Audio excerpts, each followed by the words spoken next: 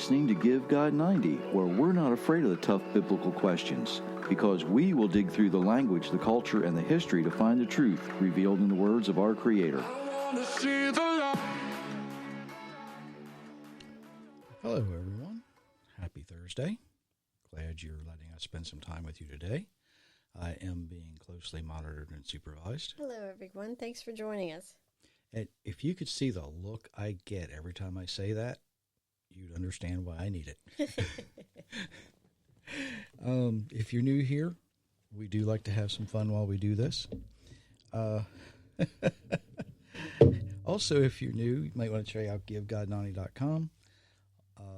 All kinds of good stuff going on there. AuthorJerryMitchell.com is where you can get the books. They're all available in just about every format you can imagine. All kinds of good stuff going on. If you like what you hear, chances are your family and friends will like it too. So don't be afraid of the share button. And if you really like what you hear, go ahead and whatever platform you're listening to, hit the likes, the notifications, all those things just to make it easier for other people to find us. We had a interesting experience yesterday. We were guests on Dr. Sean Greener's YouTube channel live. It's available on replay. If you go to YouTube and find True Word Faith for Life with Dr. Sean Greener, it will come up and you can take a look at that. It's basically 90 minutes of how we came to think about what we're thinking, how we came to develop the worldview we have. Myra gets to tell the tale of how she was chased by a witch doctor and all those good things. But hopefully you'll learn a little something about us and about Sean as well, because Sean's got a really varied background, kind of like ours, and how two people from a small town can go their separate ways and find out 30 years later that they basically are not that far apart in their faith. It's kind of interesting. So that is out there for you. Did you have anything you wanted to say about that? No? Okay. Just watch the interview. Right. It's interesting. I had a title for a podcast last week or the week before. Don't be religious, be faithful. I was on the phone with someone today, and I said that, and this person thought, oh, wow, I've never thought about it like that before. I know their background. I know how they were raised, and their faith was filled with basically rituals and rites. And this person always thought of themselves as religious, but they never thought of themselves as faithful. So if you didn't listen to that one, go back and listen to it. It's filled with all kinds of goodies. What I want to talk about tonight, though, is something we've looked at before, but not in the same way that we're going to look at it tonight. And that is how to handle predators. And I'm talking about predators who might try to use your faith to get you to either give them money or to follow what they're saying. Okay? And the truth is, and I hate to say this about people, but the truth is, a lot of these folks are nothing more than very unscrupulous thugs with a little bit of knowledge about the Bible and a whole lot of knowledge about how to steal your money. And, more importantly, how to get you away from the Almighty and following their own personal agenda. Okay? Now, as I've said before, you need to be very, very wary of who you donate to.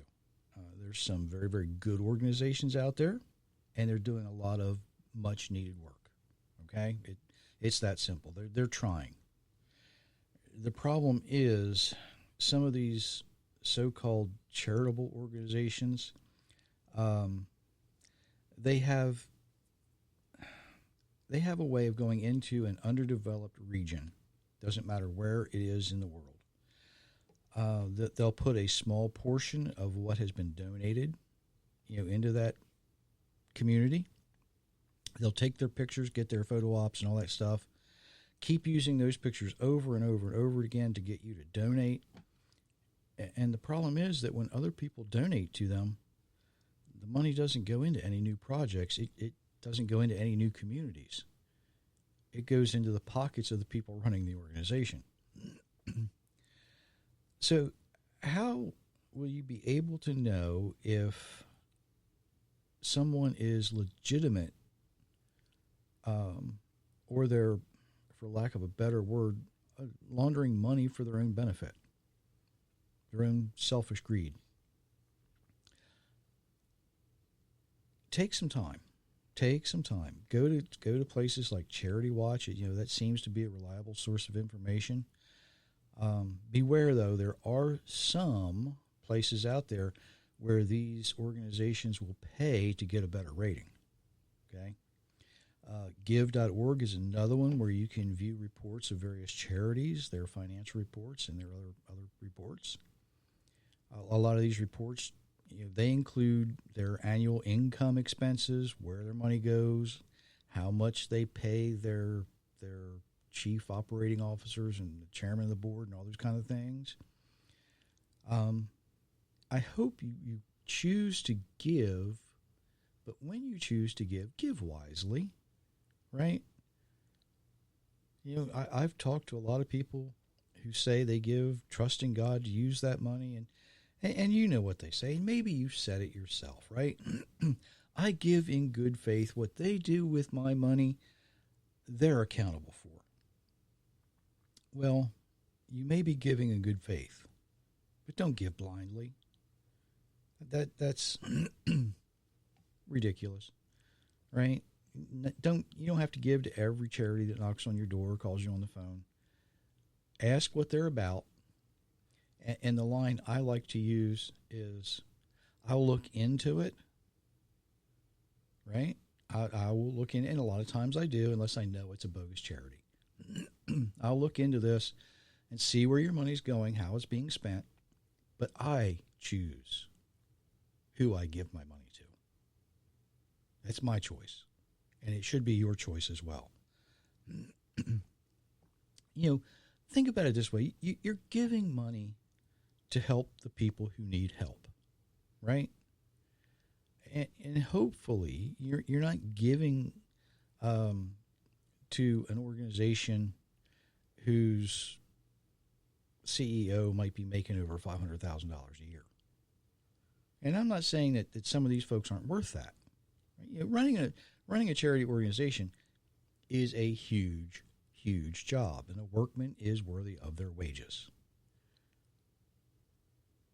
But if the annual income report is only $700,000 and the CEO is getting $500,000 of it, there's a problem. And there's some of those out there. Now that's the financialist aspect of what to be wary of. That's the financial aspect of people who will prey on you, get you to donate. But there's another aspect that's probably more important, right? And it's called the spiritual aspect. How do you know if the people you're listening to, how do you know if that person on YouTube or on a podcast, just like me, how do you know if they're real? How do you know you're not hearing a false teacher? Well, unfortunately, one of the first ways to know is to find out and listen carefully for some key words. How often do they ask you to donate? How often do they ask you to hit that support button? How often do they beg for money? You've heard it. Support this ministry. Well,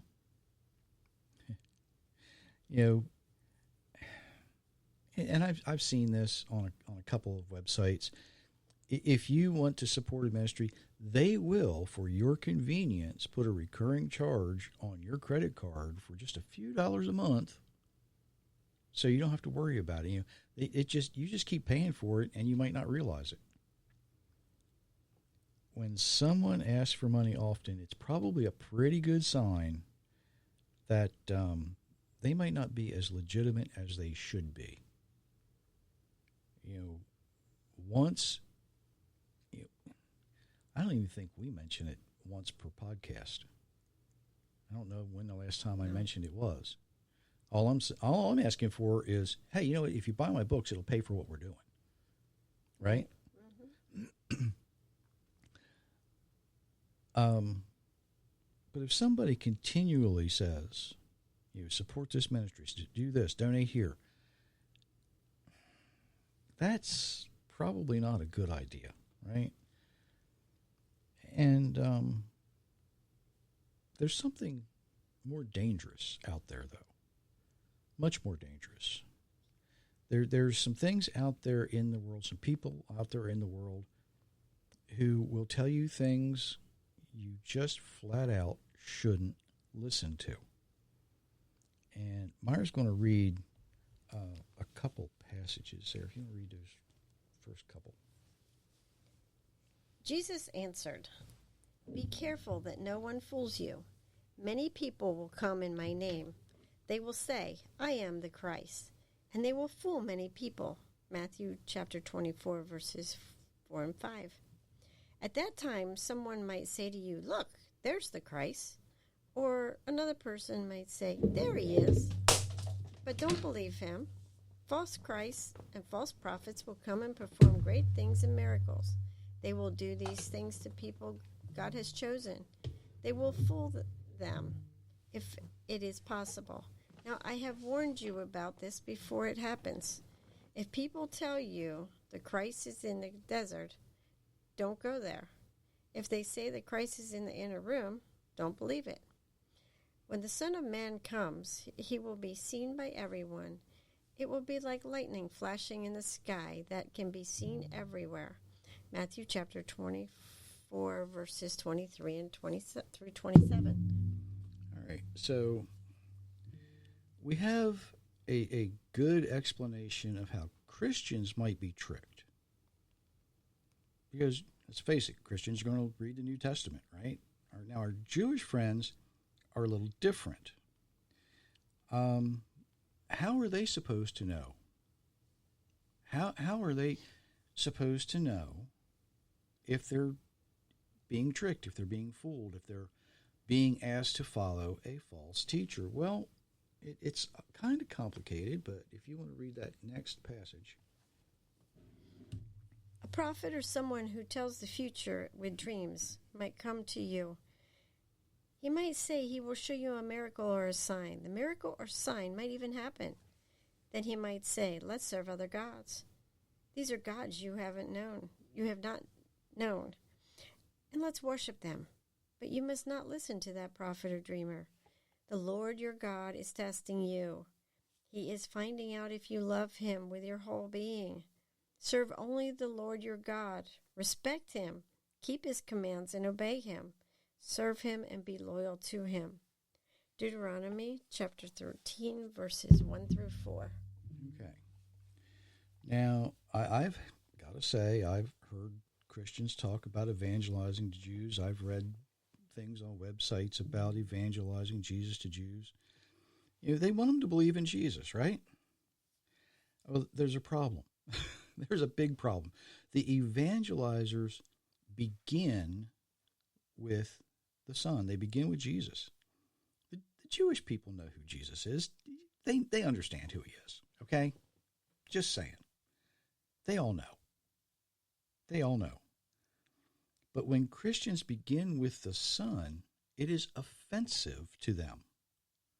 And it's offensive because the Christians don't understand the culture. If you want to introduce a son, it's the father's responsibility to do that. Christians don't get it. They don't understand the culture. They've never been taught. So A Christian approaching a Jewish person needs to be very aware of Deuteronomy 13 because, it's going to seem like you're telling them to follow a different God. And from their perspective, from their viewpoint, you're the perfect example of a false prophet. And the next verse says a false prophet needs to be killed. So they're not going to listen to you. If you go there and say, well, I'm going to teach this Jew about Jesus, good luck, because it's not going to work. You've got to allow the Father to do his job. You've got to allow the Father to introduce the Son to this person. Now, I get a lot of criticism because I don't push Jesus. And here's why. If you want to introduce the Son, let the Father do it. He's perfectly capable. It's his responsibility. It's his job. It's his duty. Now, there are other language and cultural intricacies that go along with that. It's involved. But the reality is, most Christians are not prepared to meet a Jewish person at all. It's that simple. Because if you think you're going to walk up to the average Jewish person, it doesn't matter whether they're Orthodox, it doesn't matter whether they're ultra-Orthodox, it doesn't matter whether they're Reformed. And if they're a Karaite, they will teach you. Okay? They will take the time and teach you.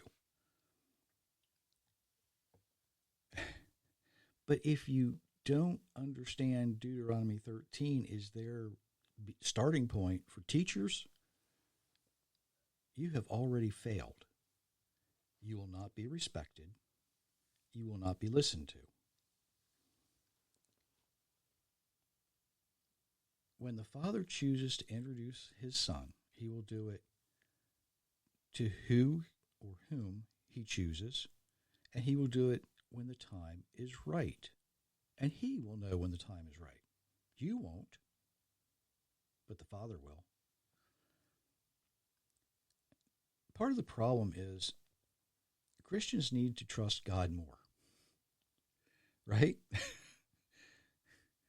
and I know that's hard to hear. Oh, I trust him. And no, you don't. If you trusted him, you wouldn't be going out. You wouldn't learn 3 verses out of the New Testament and go out and attempt to evangelize anybody. But if you allow the Father to do it, if you understand Genesis, that's your starting point. Exodus, Leviticus, Numbers, and Deuteronomy. If you grasp those, you'll understand how to approach a Jewish person. You'll understand what the language means. You'll understand what the culture is. So Christians, give it a rest. If you're not going to represent the Creator of the universe properly, stop. It's just time to stop. Go back to Sunday school and learn. And let's face it, Christians have enough trouble of their own.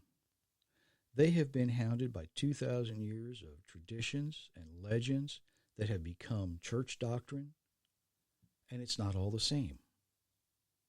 It's not all the same. You have forgotten your foundation. And the foundation of your faith is twofold. One is Genesis 1:1, in the beginning, God. And the other one should be the faith that was once delivered to the saints.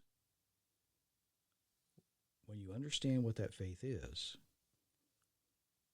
then you can begin.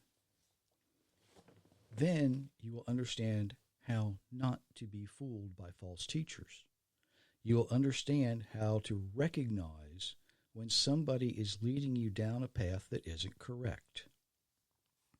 Now, if you don't want to become the prey, P-R-E-Y, the first thing you need to do is pray. P-R-A-Y. I just got a look.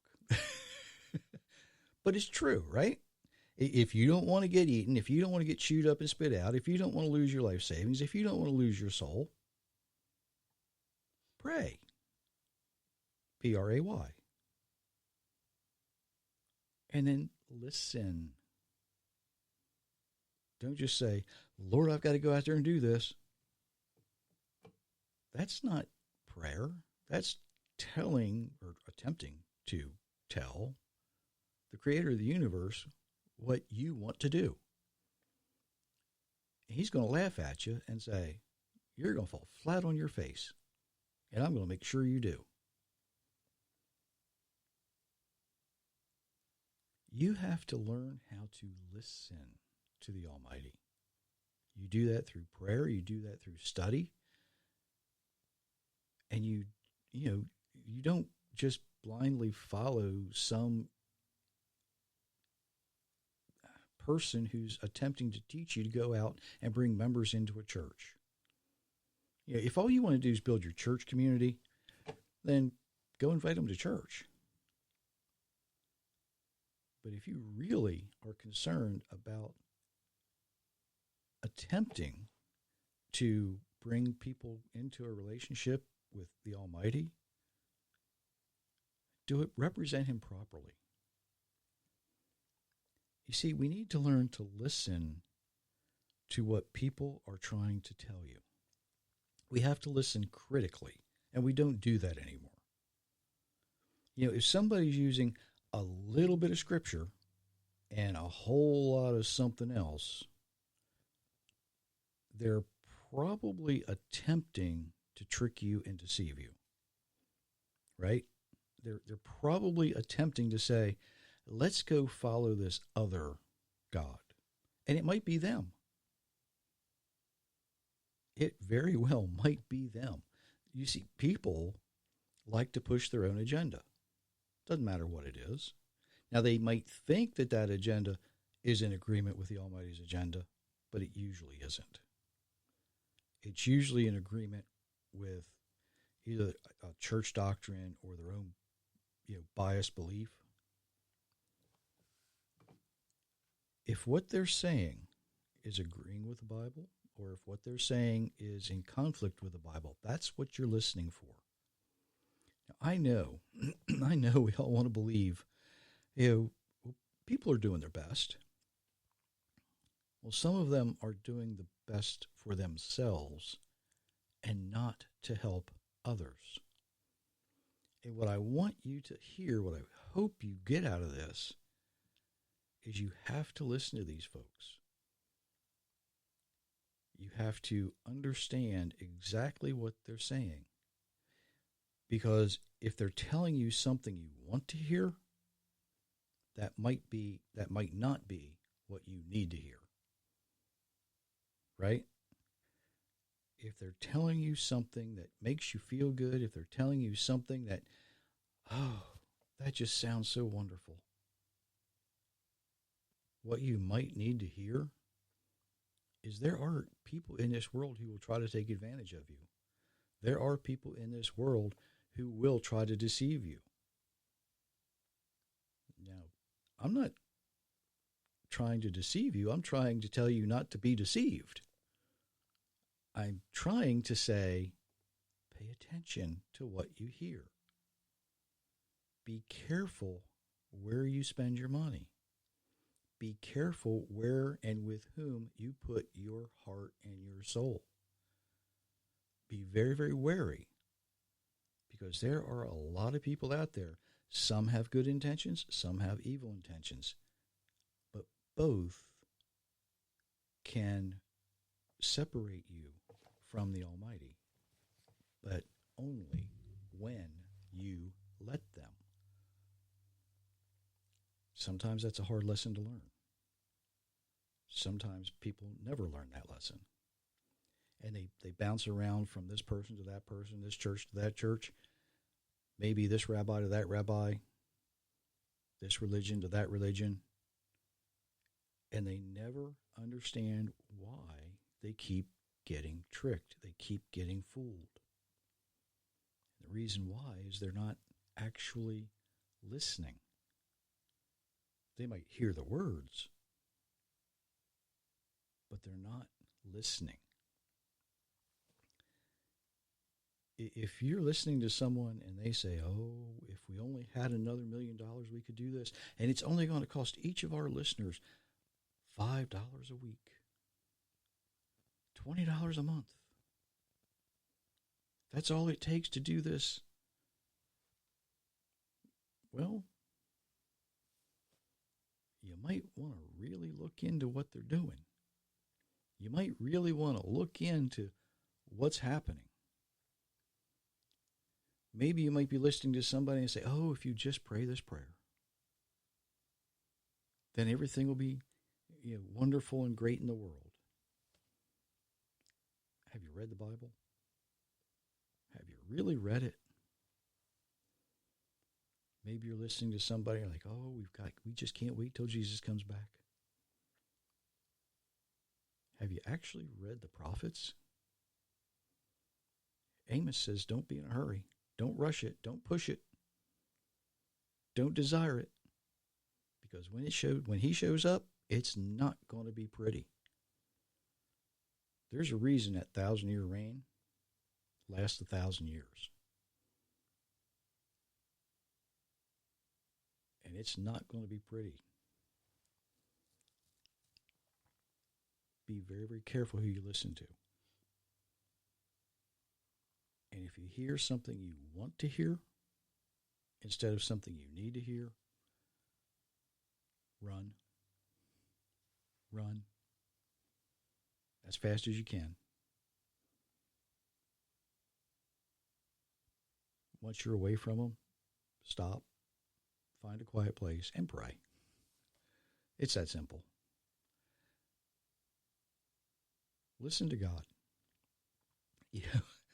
I said yesterday on our interview with Dr. Sean, I told the Almighty flat out, I said, you made me hard-headed and thick-skinned. If you want me to understand these things, I need to know it's coming from you. That's kind of what Gideon did when he put the fleece out. He said, I need to know for certain it's coming from you. It can't be my idea. It can't be somebody else's idea. It can only be you. Maybe more of us need to start praying that way. Making sure that the direction we're going is the direction that your Creator wants you to go. Don't listen to what you want to hear. Listen to the Almighty and what you need to hear. Let Him be your God. So, until Monday. Until Monday. We do wish you many, many blessings, everyone. Absolutely.